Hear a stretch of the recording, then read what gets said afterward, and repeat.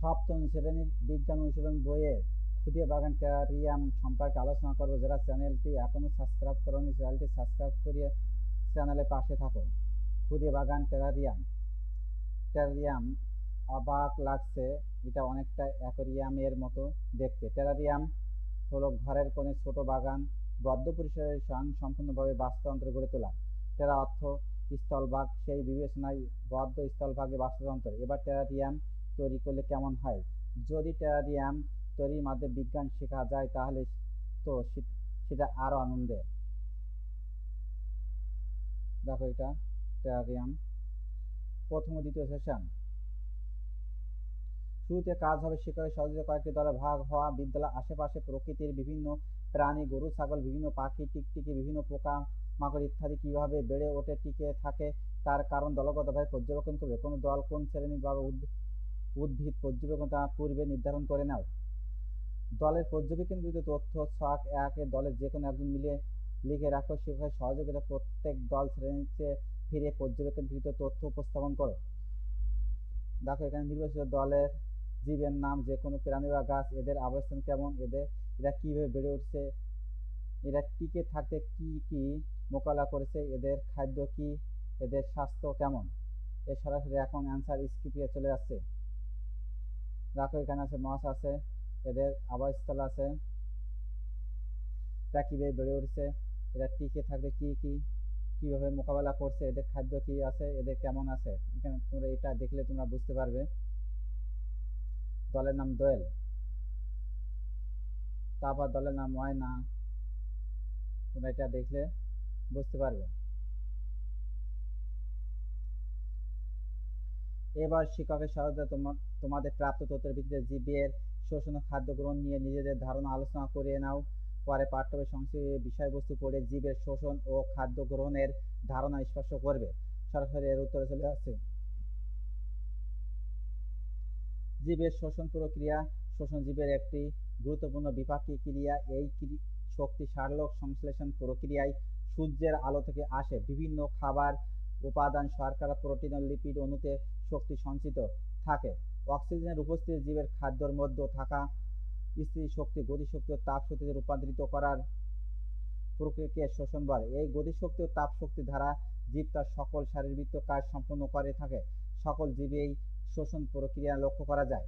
বেশিরভাগ জীব শোষণ প্রক্রিয়ার মাধ্যমে পরিবেশ থেকে অক্সিজেন গ্রহণ করে কার্বন ডাইঅক্সাইড ত্যাগ করে। তবে সরল শ্রেণীর কিছু উদ্ভিদ ও প্রাণী অক্সিজেন ছাড়া শ্বসন কার্য সম্পন্ন করতে সক্ষম।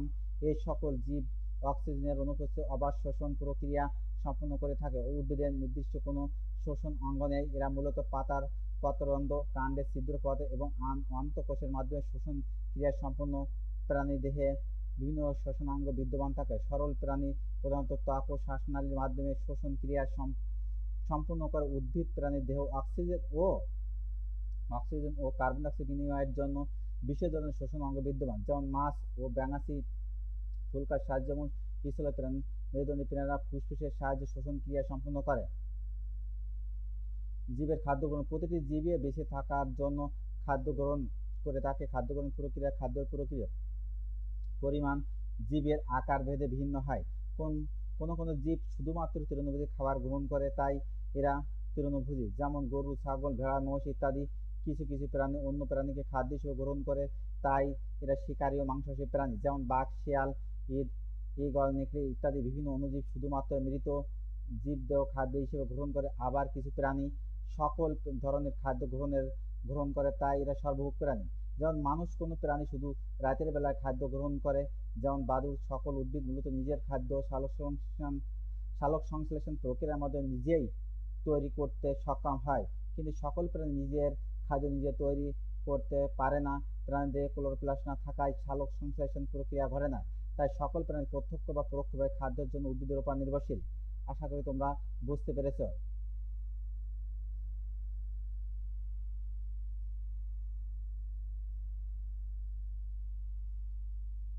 উপস্থাপনটি বিভিন্নভাবে হতে পারে, যেমন নাটকের মাধ্যমে প্রকৃতির বিভিন্ন প্রাণী ও গাছের চরিত্রে তোমরা অভিনয় করবে। যারা অভিনয় করতে চাও তারা সাদা কাগজ চরিত্রগুলোর নাম লিখে বুকের উপরে এঁটে দাও। অভিনয় সংলাপ নিজেদের মধ্যে আলোচনা করে ঠিক করবে। সংলাপ প্রাণী ও উদ্ভিদে বেড়ে ওঠা, টিকে থাকা, খাদ্য গ্রহণ ইত্যাদি প্রাধান্য পায়। প্রয়োজন শিক্ষায় সহযোগিতা নিবে। এই সরাসরি উত্তরে চলে আসে।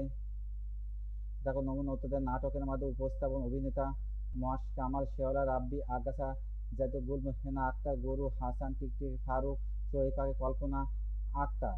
অভিনয় ইসলাম বিদ্যালয় সেদিনকে অভিনয়ের সময় টিকটিক টিপিতে শোয়া বিদ্যালয় ছুটির পরে নাটক। কামাল, আমি আর্দ্র সাথে মাটিতে বসবাস করি। হাসান, আমি গৃহপালিত প্রাণী, মানুষের লালন পালনে বেড়ে ওঠে।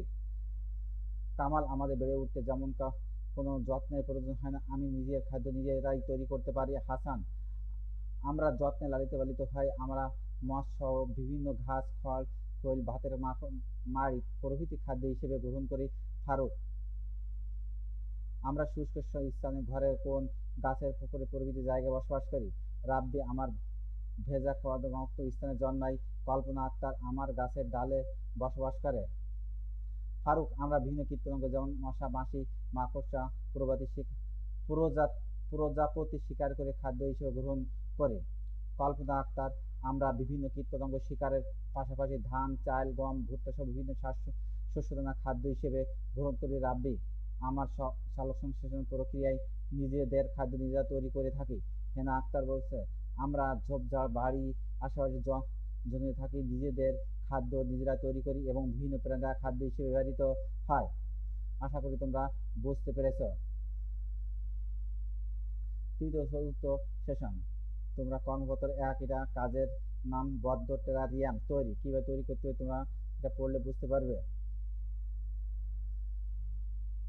এই সেশনে তোমরা পূর্বে দল অনুসারে একত্রিত হও, তোমাদের তৈরি বদ্ধ টেরারিয়াম এর কাছে গিয়ে ভালোভাবে পর্যবেক্ষণ করে এবং তথ্য ছক দিয়ে সবাই লিখে রাখো। এই সরাসরি উত্তরে চলে আসছে।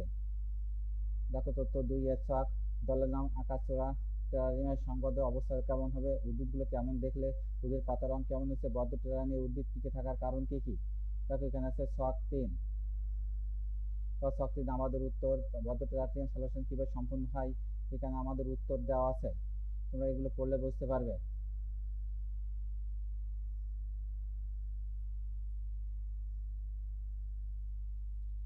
এটার উত্তর ইতিমধ্যে জানানো হয়েছে। তারপর দেখো ছক 4, দ্বিতীয় পর্যবেক্ষণে নতুন কি কি পরিবর্তন দেখতে পেলে। এই সরাসরি উত্তরে চলে আসছে। বদ্ধ টেরারিয়াম বিদ্যমান উদ্ভিদ সবাক শোষণ প্রক্রিয়ায় কার্বন ডাই অক্সাইড উৎপন্ন করে। 2, আলোযুক্ত ছায়া সংরক্ষণ করার কারণে বদ্ধ টেরারিয়াম উদ্ভিদের পাতার রং হালকা সবুজ বর্ণের হয়। টেরারিয়াম ছোট অ্যাকুয়ারিয়ামের ন্যায় দেখায়।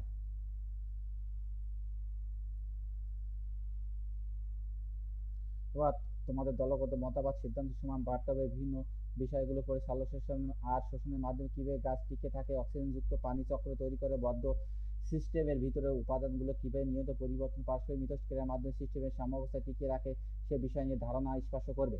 এই ধারণা ভিত্তিতে প্রাকৃতিক পরিবেশের বিভিন্ন উপাদানের সাম্যাবস্থা কিভাবে বজায় থাকে তা ব্যাখ্যা করার চেষ্টা করবে। সরাসরি এর উত্তরে চলে আসছে।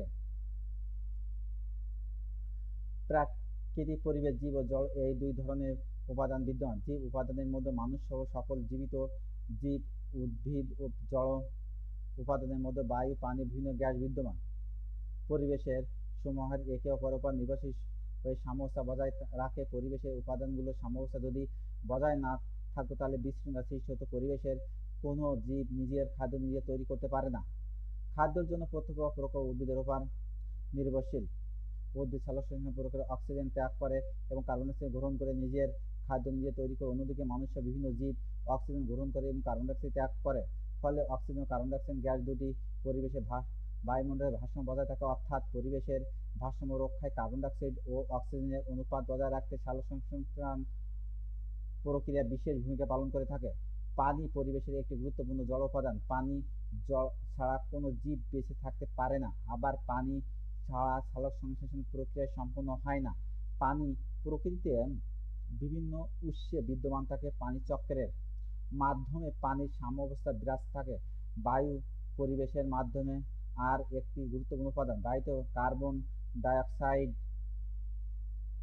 নাইট্রোজেন, অক্সিজেন প্রভৃতি বিভিন্ন নির্যাস বিদ্যমান থাকে। এই সকল গ্যাসের পরিমাণ কম বা বেশি হলে বিরূপ প্রভাব দেখা যায়। তাই বিভিন্ন চক্রে কার্বন ডাই চক্র, অক্সিজেন চক্র, নাইট্রোজেন চক্রের মাধ্যমে এই সকল গ্যাসের সাম্যাবস্থা বিদ্যমান থাকে। মানুষ সহ বিভিন্ন জীবের শ্বাস প্রশ্বাসের মাধ্যমে যে কার্বন ডাই অক্সাইড অপসারিত হয় তা সালোক সংশ্লেষণ প্রত্যক্ষ ও পরোক্ষভাবে ব্যবহৃত হয়ে থাকে। অর্থাৎ সালোক সংশ্লেষণ পানিচক্র, কার্বন চক্র, শোষণ, অক্সিজেন চক্র খুব নিবিড়ভাবে সরাসরি বা পরোক্ষভাবে জীবের সাথে জড়িত। সুতরাং প্রাকৃতিক পরিবেশের বিভিন্ন উপাদান একে অন্যের উপর নির্ভরশীল এবং সাম্যাবস্থা বজায় রাখে। আশা করি তোমরা বুঝতে পেরেছ। ফিরে দেখা দেখো টেরারিয়াম তৈরি করতে তোমাদের কেমন লেগেছে, এই কাজে তোমরা নতুন কি কি শিখেছো, এই সরাসরি উত্তরে চলে আসছে। টেরারিয়াম তৈরি করতে তোমাদের কেমন লেগেছে? খুব ভালো লেগেছে, কারণ এটি মজার একটি শিক্ষণীয় বিষয়। দ্বিতীয় নম্বর, আনন্দের সাথে এটি তৈরি করা হয়েছে। তোমরা নতুন কি শিখেছ? টেরারিয়াম তৈরি করতে আমরা নতুন যা শিখেছি তা হলো দলগতভাবে কীভাবে কাজ করতে হবে, স্থল বাস্তুতন্ত্র সম্পর্কে ধারণা লাভ, আনন্দের সাথে জ্ঞান অর্জন। আশা করি তোমরা বুঝতে পেরেছ।